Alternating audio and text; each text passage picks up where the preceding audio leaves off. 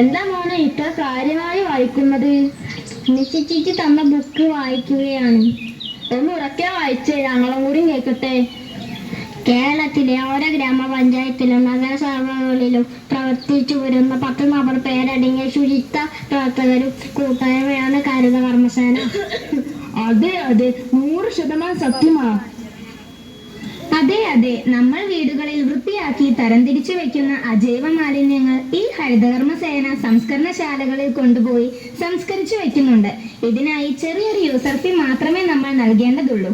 ശരിയാ, കഴിഞ്ഞ ആഴ്ചയല്ലേ ഇവിടുത്തെ വേസ്റ്റ് ഒക്കെ കൊണ്ടുപോയി വെറും 50 റുപ്യായി. അയ്യോ, ഒരു ഗ്ലാസ് വെള്ളം. എന്നാൽ എന്താ, വീടും പരിസരവും ഒക്കെ വൃത്തിയായില്ലേ? അതെ അമ്മേ, ഹരിതകർമ്മ സേനയുടെ പ്രവർത്തനങ്ങൾ വലിയൊരളവിൽ ഗുണം ചെയ്യുന്നുണ്ട്. ഓ, എവിടുന്നാ ഇപ്പൊ പ്ലാസ്റ്റിക് കത്തിക്കാൻ നമ്മളെ? അത് ആ മനോഹരന്റെ പണിയായിരിക്കും. നീ വാ ജാനു, നമുക്ക് ഇന്ന് രണ്ടിലൊന്ന് അറിയണം.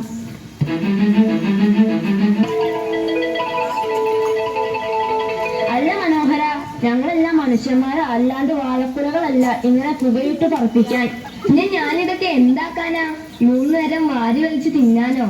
ശരിയാ, ഞങ്ങൾ 3 നേരം വേസ്റ്റ് അല്ലേ തിന്നുന്നേ. രാവിലെ പാലിന്റെ കവറ് മുതൽ ചപ്പാത്തിയുടെ പാക്കറ്റ് വരെ, പിന്നെ ഉച്ചയ്ക്ക് കുപ്പിച്ചില്ലിന്റെ ചോറും. നിങ്ങൾ എല്ലാതും കൂടി ആളെ പൊട്ടനാക്കുകയാണോ?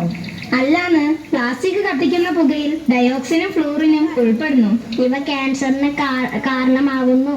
നിങ്ങൾക്ക് ഇതെല്ലാം ഹരിതകർമ്മ സേനക്ക് കൊടുത്താ പോലെ. എന്റെ മുത്തശ്ശ, ഇതൊക്കെ പണ്ട് പഞ്ചായത്തുകാർ സൗജന്യമായി കൊണ്ടുപോയിരുന്നതാ. ഇപ്പൊ അവർക്ക് വേസ്റ്റ് എടുക്കുന്നതിന് പണം വേണത്രേ. പണം വിഴുങ്ങാനുള്ള ഓരോരോ മാർഗങ്ങളെ. മനോഹരമായിരിക്കുന്നു മനോഹര. നിനക്ക് മനോഹരൻ എന്ന പേരാ ചേരുക. 2016 കേന്ദ്ര സർക്കാർ പ്ലാസ്റ്റിക് മാലിന്യ പരിപാലന നിയമം അനുസരിച്ചാണ് യൂസർ ഫീസ് ഈടാക്കുന്നത്. അതല്ലടോ, സർക്കാർ തരുന്ന വെള്ളത്തിനും കറണ്ടിനും എല്ലാം നമ്മൾ പൈസ കൊടുക്കുന്നില്ലേ? പിന്നെയാണോ ഈ ചെറിയൊരു തുക? ഈ പ്ലാസ്റ്റിക് വേസ്റ്റുകൾ വെറുതെ ഉണ്ടാകുന്നതല്ല, അതൊക്കെ സർക്കാരിന് നിരോധിച്ചാ പോരെ?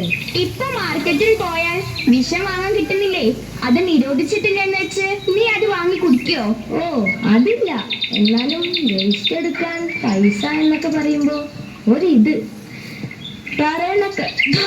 പറയണ കേട്ടാ തോന്നും പറമ്പ് വാങ്ങാനുള്ള പൈസയാ കൊടുക്കുന്നത് എന്ന്.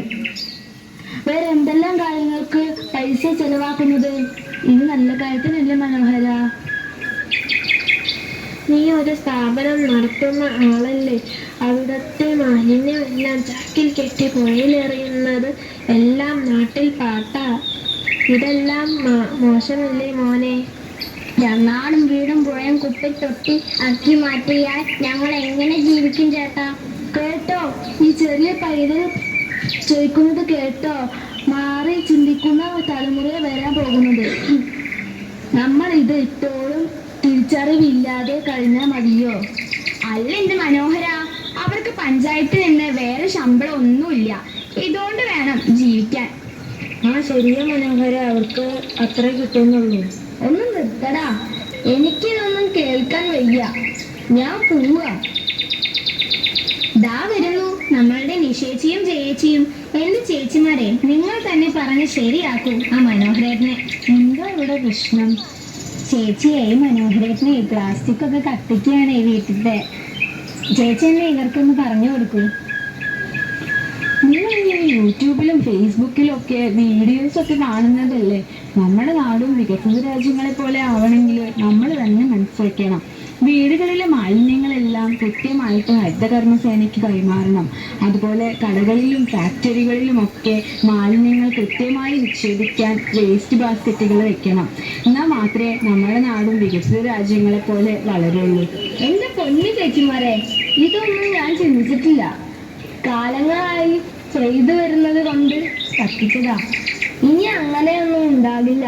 പ്ലാസ്റ്റിക് തരം തിരിച്ച് ഹരിതകർമ്മ സേനയ്ക്ക് കൈമാറും. ഇപ്പോഴാണ് നീ ശരിക്കും മനോഹരനായത്. പുറമേ നല്ല വസ്ത്രം ധരിച്ചു നടക്കുന്ന നമ്മൾ തന്നെയാ ഈ നാട് വൃത്തികേടാക്കുന്നത്. ഈ ഹരിതകർമ്മ സേനയാ ഇതൊക്കെ വൃത്തിയാക്കുന്നത്.